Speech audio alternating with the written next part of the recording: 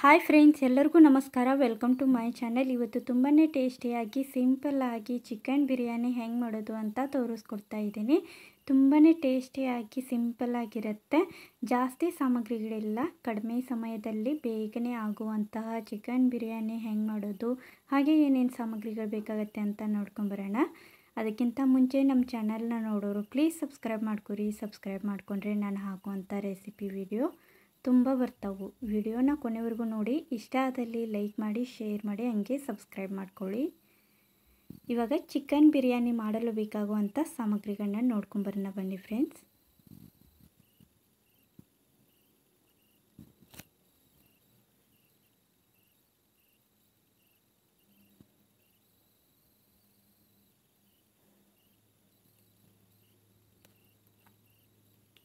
ಒಂದು KGಗಿಂತ ಸ್ವಲ್ಪ ಮೇಲೆ ಜಾಸ್ತಿನೇ ಇದೆ. ಇದಿಷ್ಟು ನಾನು ಚಿಕನ್ನ ತೊಗೊಂಡಿದ್ದೀನಿ. 1 KG ಮೇಲೆ ಸ್ವಲ್ಪ ಜಾಸ್ತಿ ಇರೋದು. ನಂತರ ಇದಕ್ಕೆ ನಾನು ದೊಡ್ಡದಾಗಿರುವಂಥ 3 ಈರುಳ್ಳಿಯನ್ನು ಕಟ್ ಮಾಡಿಕೊಂಡು ಹಾಕ್ತಾಯಿದ್ದೀನಿ.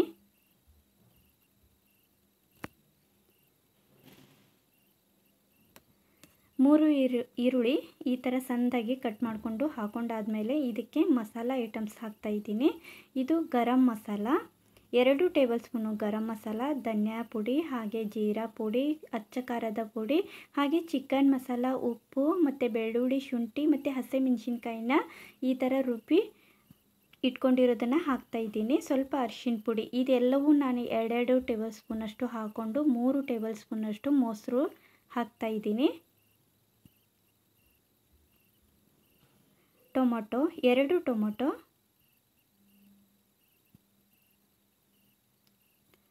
2 ಹಸಿಮೆಣಸಿನ್ಕಾಯಿ ನಡಕ ಕಟ್ ಮಾಡ್ಕೊಂಡಿರೋದು ಹಾಕೊಂಡಿದ್ದೀನಿ. ನಂತರ ಇದಕ್ಕೆ ಸ್ವಲ್ಪ ಕೊತ್ತಂಬರಿ ಸೊಪ್ಪು ಮತ್ತು ಪುದೀನ ಸೊಪ್ಪು ಹಾಕ್ಕೊಂಡು ಚೆನ್ನಾಗಿ ಇದನ್ನು ಮಿಕ್ಸ್ ಮಾಡ್ಕೊತಾ ಇದ್ದೀನಿ. ಮೊದಲೇ ನಾವು ಈ ಥರ ಮಸಾಲಾನ ಹಚ್ಚಿ ಕಲಸಿ ಒಂದು ಅರ್ಧ ಗಂಟೆ ಇಟ್ಬಿಟ್ರೆ ಚಿಕನ್ಗೆ ತುಂಬ ಚೆನ್ನಾಗಿ ಹತ್ಕೊಂಡಿರುತ್ತೆ, ಹಾಗೆ ಟೇಸ್ಟ್ ಕೂಡ ಸೂಪರಾಗಿ ಬರುತ್ತೆ. ನೋಡಿ, ಇದಿಷ್ಟು ಚೆನ್ನಾಗಿ ಮಸಾಲ ಎಲ್ಲ ಹತ್ಕೊಂಡೇ ಇರಬೇಕು. ನಂತರ ಕ್ಲೋಸ್ ಮಾಡಿ ಇಡ್ತಾ ಇದ್ದೀನಿ. ಅನ್ನ ಮಾಡೋದಕ್ಕೆ ದೊಡ್ಡ ಪಾತ್ರೆಯಲ್ಲಿ ನೀರನ್ನ ಹಾಕಿಟ್ಕೊಂಡಿದ್ದೀನಿ. ಮಸಾಲ ಐಟಮ್ಸು ಶಾಯಿ ಜೀರಾ 1 ಟೇಬಲ್ ಸ್ಪೂನು, ಜೀರಿಗೆ 1 ಟೇಬಲ್ ಸ್ಪೂನು, 4 ರಿಂದ 5 ಮೆಣಸುಕಾಳು, 4 ರಿಂದ 5 ಲವಂಗ, 2 ಏಲಕ್ಕಿ, ಹಾಗೆ ಸ್ವಲ್ಪ ಪಲಾವ್ ಎಲೆ ಮತ್ತು ಚಕ್ಕೆ, ಇದಿಷ್ಟು ನಾನು ಹೂಮೊಗ್ಗು ಇದಿಷ್ಟು ತೊಗೊಂಡಿದ್ದೀನಿ. ಪಲಾವ್ ಎಲೆ ಮತ್ತು ಜೀರಿಗೆ, ಶಾಯಿ ಜೀರಾ, ಹಾಗೆ 1 ಏಲಕ್ಕಿ, ಹೂಮೊಗ್ಗು, 2 ಚಕ್ಕೆ, 4 ಮೆಣಸುಕಾಳು, 4 ಲವಂಗ, ಹಾಗೆ 1 ಟೇಬಲ್ ಸ್ಪೂನಷ್ಟು ತುಪ್ಪನ ಹಾಕ್ಕೊಂಡು ಇದನ್ನು ಕ್ಲೋಸ್ ಮಾಡಿ ಕುದಿಯೋದಕ್ಕೆ ಇಟ್ಕೊತಾ ಇದ್ದೀನಿ. ಒಂದು ಅರ್ಧ ಹೋಳಷ್ಟು ಲಿಂಬೆಹಣ್ಣಿನ ರಸನ ಹಿಂಡ್ತಾ ಇದ್ದೀನಿ. ಲಿಂಬೆಹಣ್ಣಿನ ರಸನ ಈ ಟೈಮ್ದೊಳಗೆ ಹಿಂಡೋದ್ರಿಂದ ನಾವು ಅನ್ನನ ಮಾಡ್ತೀವಲ್ವ, ಅದು ಗಂಟಾಗೋದಿಲ್ಲ, ಉದುರಾಗಿ ತುಂಬ ಚೆನ್ನಾಗಿ ಅನ್ನ ರುಚಿಯಾಗಿ ಬರುತ್ತೆ. ಅದಕ್ಕೋಸ್ಕರ ನಾನು ಒಂದು ಅರ್ಧ ಹೋಳು ಲಿಂಬೆಹಣ್ಣಿನ ಹಿಂಡ್ಕೊಂಡಿದ್ದೀನಿ. ನಂತರ ಇವಾಗ ಈ ಕಪ್ಪಿನ ಅಳತೆಯಲ್ಲಿ ನಾನು ಬಾಸ್ಮತಿ ಅಕ್ಕಿನ ಅಳತೆ ಪ್ರಮಾಣವಾಗಿ ಹಾಕ್ತಾ ಇದ್ದೀನಿ. ನೋಡಿ, ಅನ್ನ ಮಾಡೋದಕ್ಕೆ 5 ಕಪ್ಪಷ್ಟು ನಾನು ಅಕ್ಕಿಯನ್ನು ತಗೊಂಡಿದ್ದೀನಿ. ನೋಡಿ, ಇದು 5ನೇ ಕಪ್ಪು. ನೀವು ಗ್ಲಾಸ್ ಅಳತೆ ಅಥವಾ ಕಪ್ಪಿನ ಅಳತೆ ಯಾವುದಾದ್ರೂ ನೀವು ಅಳತೆ ಪ್ರಮಾಣವಾಗಿ ಒಂದು ಪಾತ್ರೆನ ತೊಗೊಂಡಿರ್ತೀರಿ ಅಲ್ವಾ, ಅದೇ ಕಪ್ಪಲ್ಲಿನೇ ನೀವು ಅನ್ನನ ಮಾಡ್ಕೋಬೋದು. ನಾನು ಗ್ಲಾಸ್ ಅಳತೆಯಲ್ಲಿ ತೋರಿಸಿದ್ದೀನಿ. ನಂತರ ನೀರು ಹಾಕಿ ಒಂದು 10 ನಿಮಿಷ ಇದನ್ನು ನೆನೆಯೋದಕ್ಕೆ ಇಡ್ತಾ ಇದ್ದೀನಿ. ಸ್ವಲ್ಪ ಅಕ್ಕಿಗೆ ಈ ಥರ ನೀರು ಹಾಕಿ ಒಂದು 5 ನಿಮಿಷ ಅಥವಾ 10 ನಿಮಿಷ ನಾವು ನೆನೆ ಇಡೋದ್ರಿಂದ ಅನ್ನ ಉದುರಾಗಿ ತುಂಬ ಚೆನ್ನಾಗಿ ಉಬ್ಬಿ ಬರುತ್ತೆ.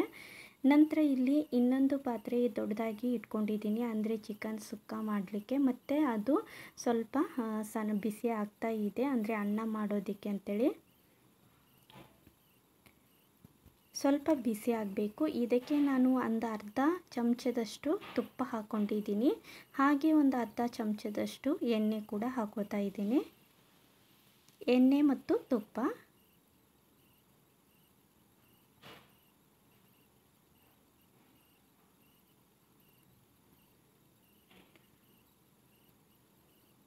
ಇದು ನೋಡಿ, ಮಸಾಲಾನ ಒಂದು ಅರ್ಧ ಗಂಟೆ ಅಥವಾ 1 ತಾಸು ನಾವು ನೆನೆ ಇಟ್ಟಿರ್ತೀವಲ್ವ, ಅದು ಈ ಥರ ಆಗಿರುತ್ತೆ. ಅಂದರೆ ಈ ಥರ ನಾವು ಮೊದಲೇ ಮಸಾಲ ಹಚ್ಚಿ ಇಡೋದ್ರಿಂದ ಚಿಕನ್ ಬಿರಿಯಾನಿ ತಿನ್ನಬೇಕಾದ್ರೆ ಇದು ಚಿಕನ್ ಪೀಸು ಸಪ್ಪೆ ಹತ್ತಂಗಿಲ್ಲ. ಮಸಾಲ ಐಟಮ್ಸ್ ಎಲ್ಲ ಹೊಂದ್ಕೊಂಡಿರುತ್ತೆ, ರುಚಿಯಾಗಿ ಬರುತ್ತೆ. ಇವಾಗ 4 ಏಲಕ್ಕಿ, 4 ಲವಂಗ, ಹಾಗೆ ಶಾಯಿ ಜೀರಾ, ಜೀರಿಗೆ, ಪಲಾವ್ ಎಲೆ, ಚಕ್ಕೆ, ಮೊಗ್ಗು ಇದಿಷ್ಟನ್ನು ನಾನು ಮಸಾಲ ಐಟಮ್ಸ್ನ ಒಗ್ಗರಣೆಯಲ್ಲಿ ಹಾಕ್ಕೊಂಡಿದ್ದೀನಿ. ಒಗ್ಗರಣೆಯಲ್ಲಿ ಹಾಕಾದ್ಮೇಲೆ 1-2 ನಿಮಿಷ ಇದನ್ನು ಫ್ರೈ ಮಾಡಿಕೊಂಡು ಇವಾಗ ಚಿಕನ್ನ ಹಾಕ್ತಾಯಿದ್ದೀನಿ.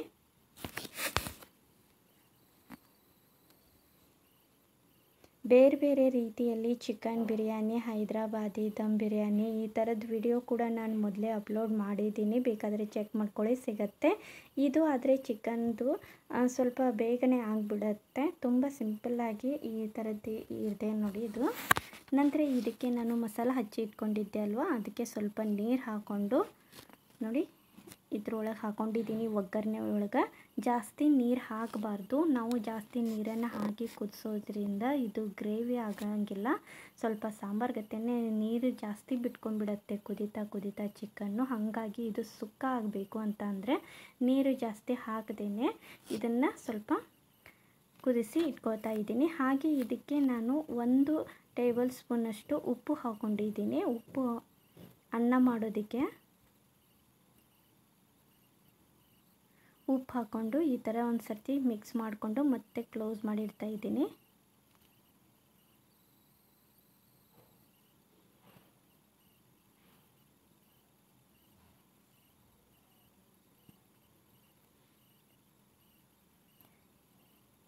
ಇವಾಗ ಇದನ್ನು ನೀರು ಹಾಕ್ಕೊಂಡಾದ್ಮೇಲೆ ಸ್ವಲ್ಪ ಇದನ್ನು ಕೈ ಆಡಿಸ್ಬೇಕು.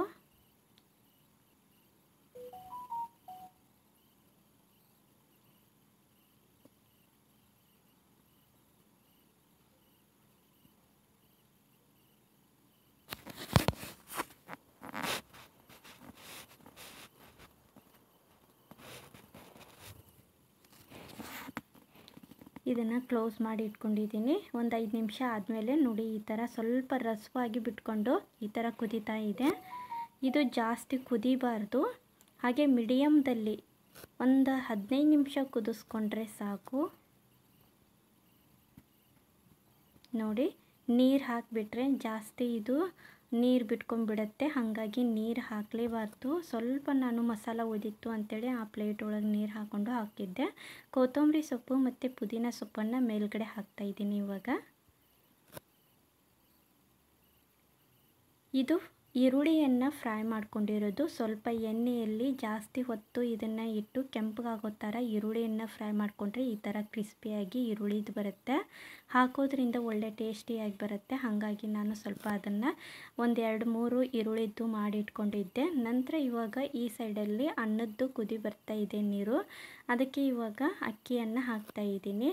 ಅಕ್ಕಿನ 1 ಸರ್ತಿ ಅಥವಾ 2 ಸರ್ತಿ ಇದನ್ನು ವಾಶ್ ಮಾಡ್ಕೊಂಡು ನೀರನ್ನೆಲ್ಲ ಬಸ್ದು ನಂತರ ಇವಾಗ ಅಕ್ಕಿ ಮಾತ್ರ ಹಾಕ್ತಾಯಿದ್ದೀನಿ. ನೋಡಿ ಅಕ್ಕಿನ ಹಾಕ್ಕೊಂಡು ಸ್ವಲ್ಪ ಅನ್ನನ ನಾರ್ಮಲ್ ಅನ್ನ ಹೆಂಗೆ ಮಾಡ್ಕೋತೀವಿ ಹಾಗೇ ಇದನ್ನು ಕೂಡ ಸ್ವಲ್ಪ ಉದುರಾಗಿ ಮಾಡ್ಕೋಬೇಕು.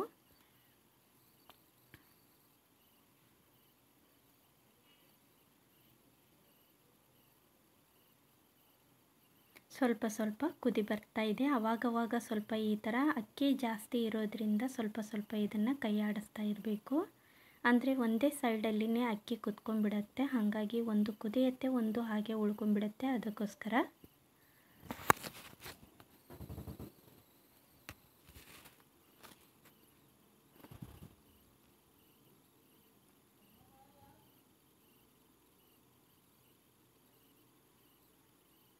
ನೋಡಿ ಈ ಥರ ಸ್ವಲ್ಪ ಕುದ್ದಿದೆ. ಇವಾಗ ಸ್ವಲ್ಪ ಇದನ್ನು ಚಮಚದಲ್ಲಿ ಸ್ವಲ್ಪ ಅನ್ನನ ತೊಗೊಂಡ್ಬಿಟ್ಟು ಅನ್ನ ಬೆಂದಿದೆಯೋ ಇಲ್ಲ ಅಂಥೇಳಿ ಚೆಕ್ ಮಾಡ್ಕೋಬೇಕು.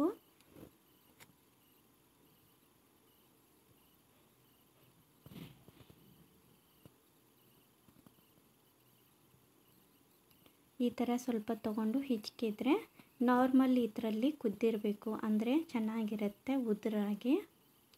ಇದಿಷ್ಟಾದಮೇಲೆ ಇವಾಗ ಇದನ್ನು ಸ್ವಲ್ಪ ಸ್ವಲ್ಪ ನೀರು ಇರುತ್ತಲ್ವ ಅದನ್ನು ಪೂರ್ತಿಯಾಗಿ ಬಸ್ದಿಟ್ಕೊಂಡು ನಂತರ ನೋಡಿ ಇವಾಗ ತೋರಿಸ್ತಾ ಇರೋದು ಪೂರ್ತಿಯಾಗಿ ನೀರನ್ನೆಲ್ಲ ಬಸ್ದು ಈ ಥರ ಸ್ವಲ್ಪ ಒಂದು 5 ನಿಮಿಷ ಇದನ್ನು ಸಣ್ಣ ಉರಿಯಲ್ಲಿ ಇಡ್ತಾ ಇದ್ದೀನಿ.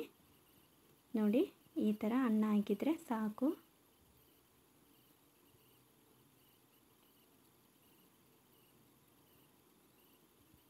ಇದನ್ನು ಸ್ವಲ್ಪ ಸಣ್ಣ ಉರಿ ಇಟ್ಕೊಂಡಿದ್ದೀನಿ. ನಂತರ ಈ ಕಡೆ ಸುಕ್ಕ ಕೂಡ ರೆಡಿ ಆಯಿತು ನೋಡಿ. ಇದು ಚಿಕನ್ ಸುಕ್ಕ. ಈ ಥರ ಇದ್ದರೆ ಸಾಕು.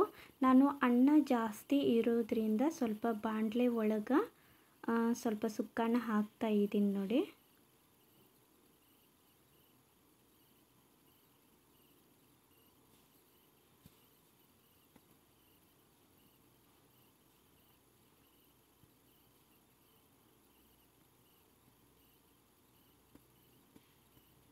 ಇದಿಷ್ಟು ಬಾಣಲೆ ಒಳಗೂ ಕೂಡ ಸ್ವಲ್ಪ ಕೆಳಗಡೆ ಸುಕ್ಕ ಹಾಕ್ಕೊಂಡಿದ್ದೀನಿ. ಹಾಗೆ ಪಾತ್ರೆದ್ರೊಳಗೂ ಐತಿ. ಇವಾಗ ಫ್ರೈ ಮಾಡಿರುವಂಥ ಈರುಳ್ಳಿಯನ್ನು ಹಾಕ್ತಾ ಇದ್ದೀನಿ ಎರಡಕ್ಕೂ. ಕೊತ್ತಂಬರಿ ಸೊಪ್ಪು,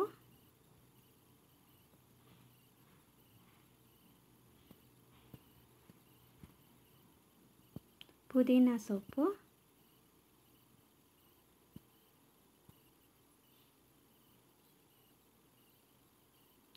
ಇದಿಷ್ಟಾದಮೇಲೆ ಮಾಡಿರುವಂಥ ಅನ್ನನ ಎರಡಕ್ಕೂ ಹಾಕೋತಾ ಇದ್ದೀನಿ.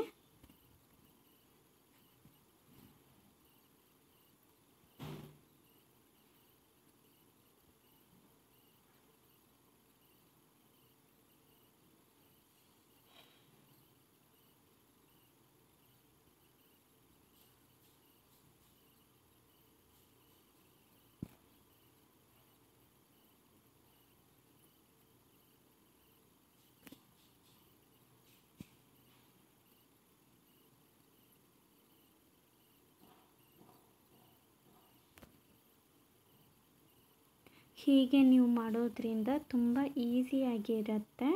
ಜಾಸ್ತಿ ಟೈಮ್ ಅಂತೂ ತೊಗೊಳ್ಳೋದು ಇಲ್ಲ. ಹಾಗಾಗಿ ಬೇಗನೆ ಆಗುವಂಥ ಈ ಥರದ್ದೊಂದು ರೆಸಿಪಿನ ಅಂದರೆ ಚಿಕನ್ ಬಿರಿಯಾನಿ ರೆಸಿಪಿನ ಒಂದು ಸರ್ತಿ ಟ್ರೈ ಮಾಡಿ. ತುಂಬಾ ಇಷ್ಟ ಆಗುತ್ತೆ. ಹಾಗೆ ತುಂಬ ರುಚಿಯಾಗಿ ಕೂಡ ಇರುತ್ತೆ. ಪಾತ್ರೆ ತುಂಬೆಲ್ಲ ಮಾಡಿರುವಂಥ ಅನ್ನನ ಹಾಕ್ಕೊಂಡಿದ್ದೀನಿ. ಇದಿಷ್ಟು ಲಾಸ್ಟ್ ಉಳಿದಿತ್ತು ಅಂತೇಳಿ ಮೇಲ್ಗಡೆ ಹಾಕ್ತಾಯಿದ್ದೀನಿ ನೋಡಿ.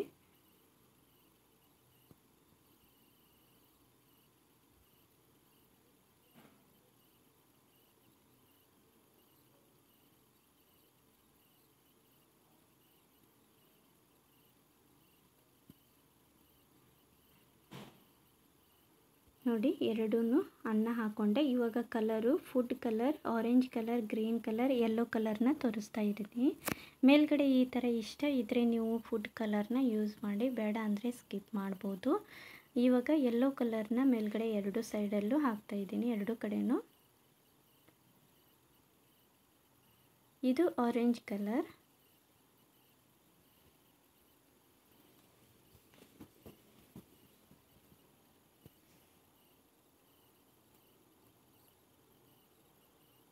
ಗ್ರೀನ್ ಕಲರ್,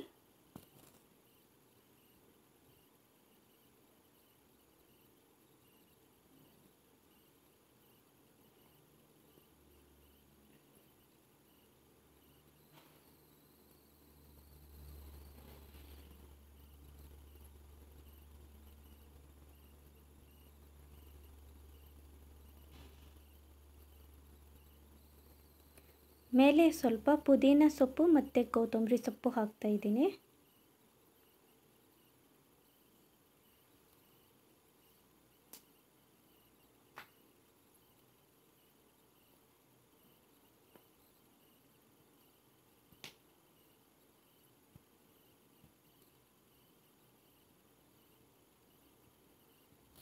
ಫ್ರೈ ಮಾಡಿರುವಂಥ ಈರುಳ್ಳಿ. ಈ ಥರ ನಾವು ಫ್ರೈ ಮಾಡಿರೋ ಈರುಳ್ಳಿ ಹಾಕೋದ್ರಿಂದ ಟೇಸ್ಟ್ ಚೆನ್ನಾಗಿ ಬರುತ್ತೆ. ಅದಕ್ಕೋಸ್ಕರ ಇದನ್ನು ನಾನು ಫ್ರೈ ಮಾಡಿ ಮೇಲ್ಗಡೆ ಕೂಡ ಹಾಕ್ತಾಯಿದ್ದೀನಿ. ಹಾಕ್ಕೊಂಡು ಇದನ್ನು ಸ್ವಲ್ಪ ಒಂದು ಅರ್ಧ ಹೋಳು ಲಿಂಬೆ ಹಣ್ಣನ್ನು ಮೇಲ್ಗಡೆ ಹಿಂಡಿ ನಂತರ ಇದನ್ನು ಕ್ಲೋಸ್ ಮಾಡಿ ಸಣ್ಣ ಉರಿ ಇಟ್ಕೊಂಡು ಎರಡನ್ನೂ ಸ್ವಲ್ಪ ಒಂದು 5 ನಿಮಿಷ ಬೇಯೋದಕ್ಕೆ ಇಡ್ತಾಯಿದ್ದೀನಿ.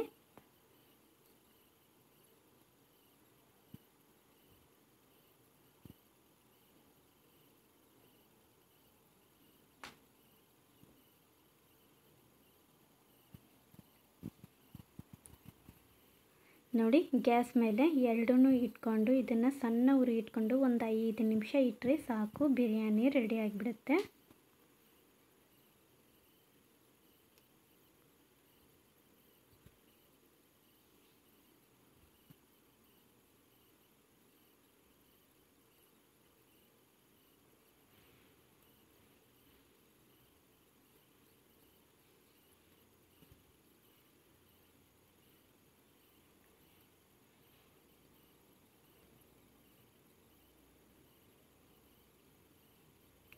ನೋಡಿದ್ರಲ್ವ, ಸಿಂಪಲ್ಲಾಗಿ ಇದೇ ಥರ ನೀವು ಒಂದು ಸರ್ತಿ ಟ್ರೈ ಮಾಡ್ಬೋದು. ಒಂದು 5 ನಿಮಿಷ ಗ್ಯಾಸ್ ಮೇಲೆ ಇಟ್ಟು ನಂತರ ಇವಾಗ ತೆಗೆದು ತೋರಿಸ್ತಾ ಇದ್ದೀನಿ ನೋಡಿ. ತುಂಬಾ ಚೆನ್ನಾಗಿ ಉದುರಾಗಿ ಸೂಪರಾಗಿ ಬಂದಿರುತ್ತೆ. ಒಂದು ಸರ್ತಿ ಇದನ್ನು ಟ್ರೈ ಮಾಡಿದರೆ ನಿಮಗೆ ಗೊತ್ತಾಗುತ್ತೆ. ತುಂಬಾ ಈಸಿಯಾಗಿ ಇರುತ್ತೆ, ಹಾಗೆ ಟೇಸ್ಟ್ ಅಂತೂ ಸೂಪರಾಗಿರುತ್ತೆ ನೋಡಿ. ಎರಡು ಸೈಡಲ್ಲೂ ತುಂಬ ಚೆನ್ನಾಗಿ ಈ ಥರ ಬೆಂದಿದೆ. ಸ್ವಲ್ಪನೂ ನೀರಿರಂಗಿಲ್ಲ, ಉದುರಾಗಿ ಅನ್ನ ಅಂತೂ ಸೂಪರಾಗಿ ಬಂದಿರುತ್ತೆ.